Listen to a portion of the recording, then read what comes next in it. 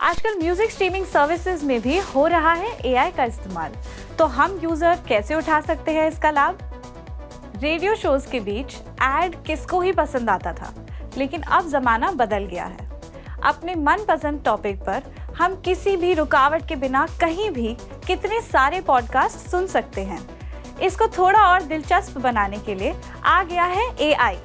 अब आप किसी भी भाषा में किसी भी पॉडकास्ट को अपनी मातृभाषा में सुन पाएंगे।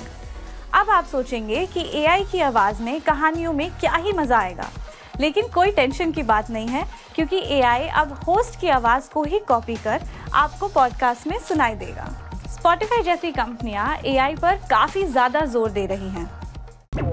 स्पॉटिफाई भी नया पॉडकास्ट फीचर ला रही है, जिससे होस्ट की आवाज़ में आप किसी भी भाषा में पॉडकास्ट को सुन पाएंगे। When you say the word toxicity, how are you defining that? You're saying like toxic chemicals que introducimos en nuestras vidas, en nuestra piel, consumimos, inhalamos, tenemos a nuestro alrededor y que están en nuestros alimentos, etc. Radio, audio book, audio blog और फिर podcast के इसी चलन को और आगे बढ़ाते हुए अब हर तरह के स्ट्रीमिंग प्लेटफॉर्म ऐसे ट्रांसलेशन फीचर को अपना रहे हैं। ऑडियो एंटरटेनमेंट की दुनिया अब और कैसे बदलेगा एआई? पॉडकास्ट की सबसे अच्छी बात होती है कि स्क्रीन पर ध्यान नहीं देना पड़ता और दुनिया भर के बारे में तमाम जानकारी आप कहीं भी कोई भी काम करते हुए पा सकते हैं। अब एआई की वजह से आपको सोचना नहीं पड़ेगा कि जो दूसरी भाषाओं में बने पॉडकास्ट हैं उन्हें कैसे सुने, चाहे वो अमेरिका से हो, जर्मनी से हो या फिर भारत के ही विभिन्न भाषाओं से हो। अब आप हर भाषा के पॉडकास्ट को अपनी भाषा में सुन पाएंगे। एआई आपको किसी भी भाषा में सुनने की आज़ादी देगा। स्पॉटिफाई के वॉइस क्लोनिंग जैसे टूल्स की वजह से हम पूरी दुनिया में भाषाओं की सीमा को लांघ सकते हैं। अभी आप स्पॉटिफाई में सिर्फ अंग्रेजी से स्पेनिश, फ्रेंच और जर्मन में अनुवाद हुए ऑडियो सुन सकते हैं, लेकिन इसमें और भी भाषाएं जोड़ी जा सकती हैं। सोचिए कि इससे आपको कितनी तरह के कंटेंट का एक्सेस मिलेगा, आप कितनी तरह की चीज़ें सुन पाएंगे।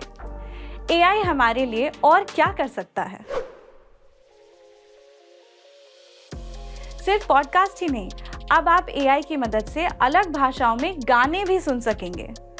लेकिन गाने को किसी दूसरी भाषा में पेश करने से पहले उसके कलाकार की अनुमति लेनी होगी कि एआई उनकी जो आवाज़ को तैयार कर रहा है उससे उन्हें कोई ऐतराज़ तो नहीं है। कई प्लेटफॉर्म हैं जो एक ऐसा मॉडल बनाने की कोशिश कर रहे हैं ताकि आर्टिस्ट के ट्रांसलेटेड हुए गानों से भी उन्हें कमाई हो। जैसे उन्होंने एआई की मदद से तैयार म्यूजिक को टैग करने का एक सिस्टम बनाया है। इससे लोगों को और आर्टिस्ट को भी पता रहेगा कि कौन कहाँ एआई जनरेटेड आवाज़ में कंटेंट सुना रहा है। फिलहाल म्यूजिक स्ट्रीमिंग प्लेटफॉर्म एआई से बने म्यूजिक से निपटने के कई तरीके तलाश रहे हैं।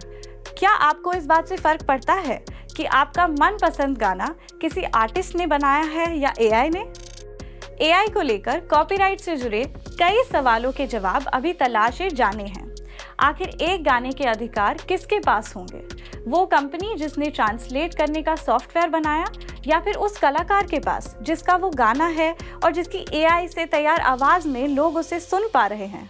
जो भी हो, एआई से बने कंटेंट, चाहे वो पॉडकास्ट हो या गाने, सब स्ट्रीमिंग सर्विसेज पर ही जाएंगे और ये ट्रेंड अब और बढ़ता ही जाएगा। ये भी सोचने की बात है कि अब खराब और अच्छे कंटेंट के बीच हम फर्क कैसे करेंगे? कौन मदद करेगा? साउंड क्लाउड में एक एआई सर्विस को शामिल किया गया है जो म्यूजिक को सुनती है और बताती है कि अगला हिट सिंगल कौन सा होगा। ये एआई फीचर साउंड क्लाउड की बहुत बड़ी लाइब्रेरी को स्कैन करता है और उसके बाद आने वाली अगले हिट गाने का सजेशन देता है। चार्ट के पैटर्न को और गानों की विशेषताओं का एनालिसिस करके ऐसा किया जाता है। स्पॉटिफाई ने भी ऐसा एआई डीजे इस साल पेश किया है। आपकी पसंद के मुताबिक स्पॉटिफाई प्लेलिस्ट बनाता है। यह नए गाने और आपके रिपीट पर लगे हुए पुराने 2016 तक के गाने सब डाल देता है। ऐसी पर्सनलाइज्ड प्लेलिस्ट पहले भी हुआ करती थी, लेकिन एआई डीजे आपको म्यूजिक, आर्टिस्ट और जॉनरा अब सबके बारे में जानकारी देने लगा है। From this moment on, I'm going to be your own personal AI DJ on Spotify. Let's go. यही भविष्य है। तो क्या आपको लगता है कि कंपनियों के लिए ऐसा करना एक सही कदम है, या फिर उन्हें इंसानों के टैलेंट का ही इस्तेमाल करना चाहिए? हमें यहाँ कमेंट्स में बताएं।